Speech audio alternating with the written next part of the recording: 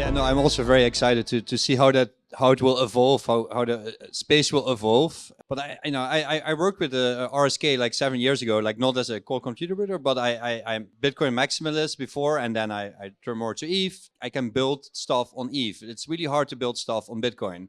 So I would love to see how that will evolve in the future, and I'm very open-minded to it. But I think what I see today is just a lot of risk trade-offs where you have for example, EigenLayer or Symbiotic or other restaking protocols on the ETH base layer as a settlement layer.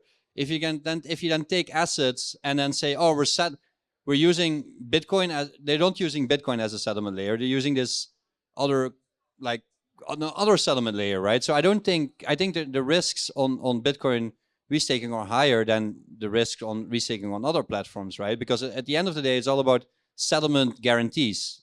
We kind of want to trade risks with one another, and that's what restake platforms do. We kind of use assets to restake them to kind of trade risks with one another and earn a yield with that. And if you then restake on ETH, you just settle back to the core Ethereum layer. If you restake on Bitcoin, I don't see how it settles back to the core Ethereum, how it settles to the core Bitcoin layer. I just don't. I've been looking to that in the code how that works, but I've not been able to find it. And if somebody can point that to me, I would love to research that and to understand that better.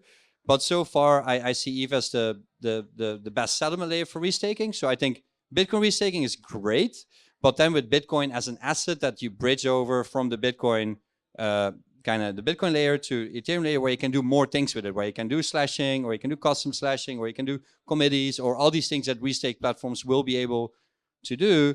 But I think on Bitcoin itself, it's going to be pretty hard to build out that infrastructure.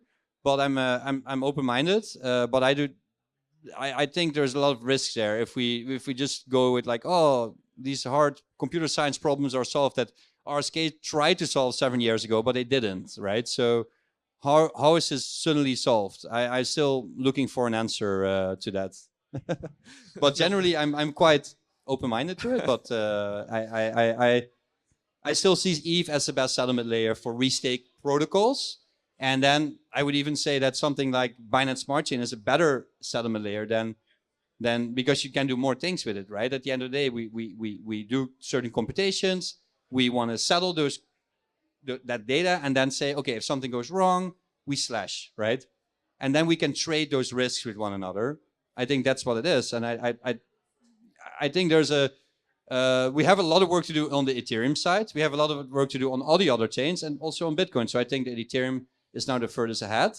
And as an industry, if we really want to innovate on it, we should probably focus on the least resistant path, I think.